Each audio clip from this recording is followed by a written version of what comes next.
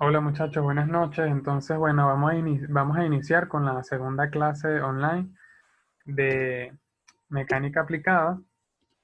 Los temas que vamos a tratar o los puntos que vamos a tratar, vamos a iniciar con hacer un repaso acerca del teorema de Steiner. Recordemos que este teorema ya nosotros lo vimos y lo estudiamos en el segundo examen parcial. Luego vamos a continuar con el ejercicio 41 de la guía de mecánica aplicada para luego finalizar con el ejercicio 37 de dicha guía.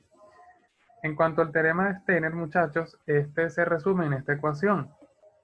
Esta ecuación que depende de momentos de inercia y depende de una distancia, que es esta distancia que vemos acá.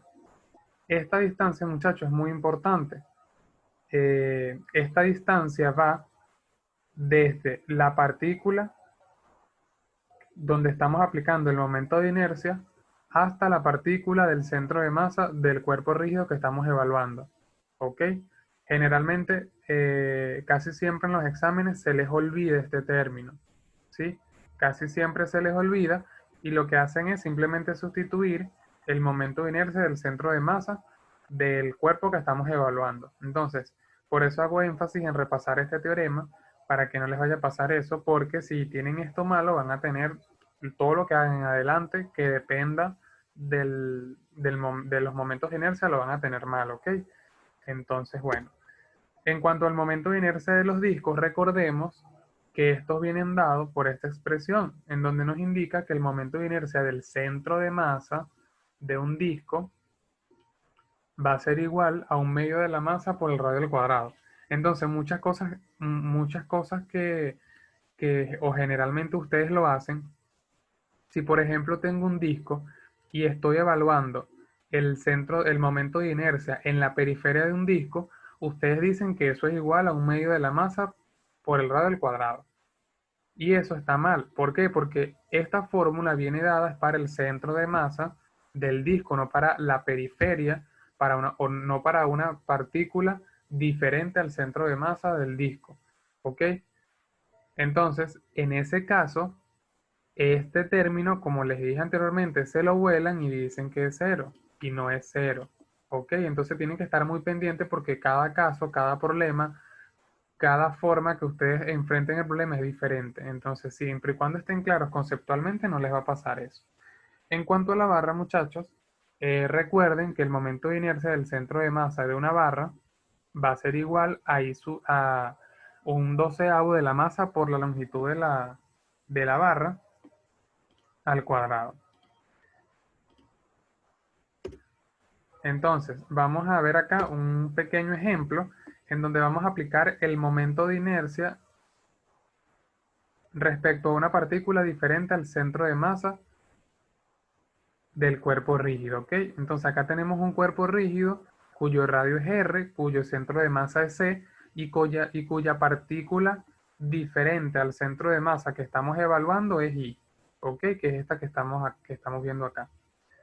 Entonces, vamos a partir del teorema de Steiner y esta ecuación que tenemos acá, en vez de colocarla en función de P, la vamos a dejar en función de I, que es la partícula que estamos estudiando, ¿ok? Entonces me va a quedar I super I z z va a ser igual a I super C z z más la masa IC al cuadrado. ¿Por qué IC? Porque recordemos que esto que está acá entre paréntesis es la distancia que va desde donde estoy aplicando momento de inercia, que es en I, hasta el centro de masa del cuerpo rígido que estamos evaluando, que estamos estudiando, ¿ok?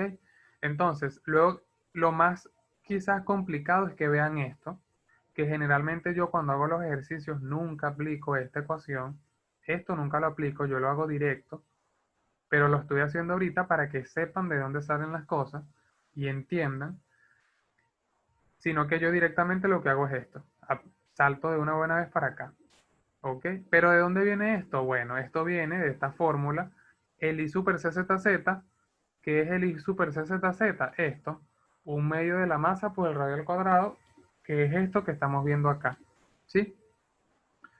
Y el IC es la distancia que va desde donde estoy aplicando un momento de inercia hasta el centro de masa, que esa distancia es esta que está acá, que coincide con el radio del disco, que en este caso el radio es igual a R, y por eso me queda acá masa por R al cuadrado.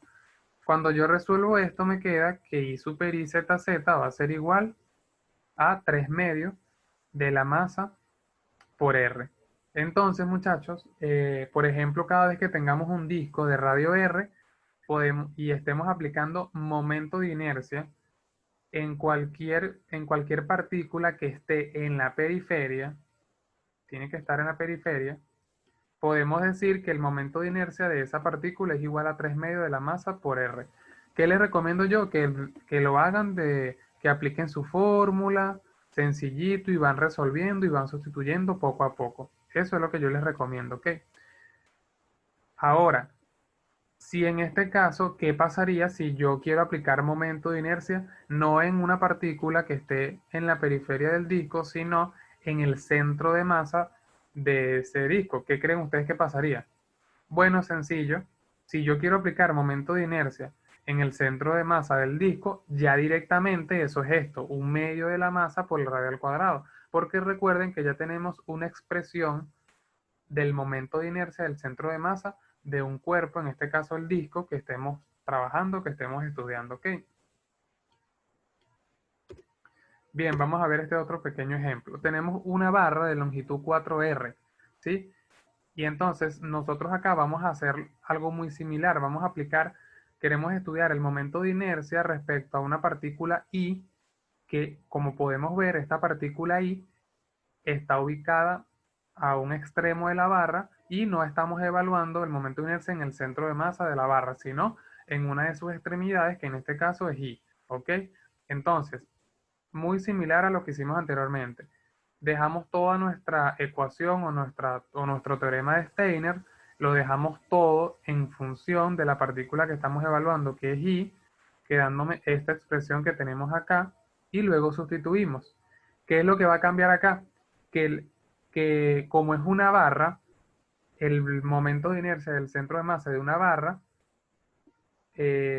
viene dado por esta expresión, que es 1/12 por la masa por la longitud al cuadrado. Y básicamente eso fue lo que se hizo. Acá tenemos 1/12 por la masa por la longitud. ¿Cuál es la longitud? 4R al cuadrado. Más la masa, ¿sí? La masa de la barra por 2R. ¿Por qué 2R? Porque recordemos que esta distancia que va entre paréntesis va desde donde estoy aplicando momento hasta el centro de masa de esa barra que estamos estudiando. ¿Qué es lo que muchos hacen cuando aplican, por ejemplo, el momento de inercia en una partícula diferente al centro de masa? Se les olvida este término, muchachos. Entonces dicen directamente que I super I zeta zeta va a ser igual a un doceavo de la masa por 4R al cuadrado, y este término que está acá se les olvida, ¿sí? Entonces tienen ya todo el problema malo. Entonces, importante no olvidar este término, muy importante no olvidar este término, siempre y cuando estemos estudiando una partícula diferente al centro de masa del cuerpo rígido que estemos evaluando, ¿ok? ¿Por qué? Porque si estamos evaluando la partícula del centro de masa de cualquier cuerpo rígido, ya conocemos fórmulas tabuladas, valores tabulados que van referidos para momentos de inercia de centros de masa. Pero cuando no estemos evaluando partículas que no pertenezcan o que no sean los centros de masa de los cuerpos rígidos, tenemos que aplicar el teorema de Steiner y no podemos olvidar este término, ¿ok? No olvidar este término que está acá, por favor. ¿Sí? Entonces, si sustituimos, al final cuando resolvemos esta ecuación me va a quedar que I super I zeta zeta va a ser igual a 16 tercios por la masa por el radio al cuadrado. ¿Ok?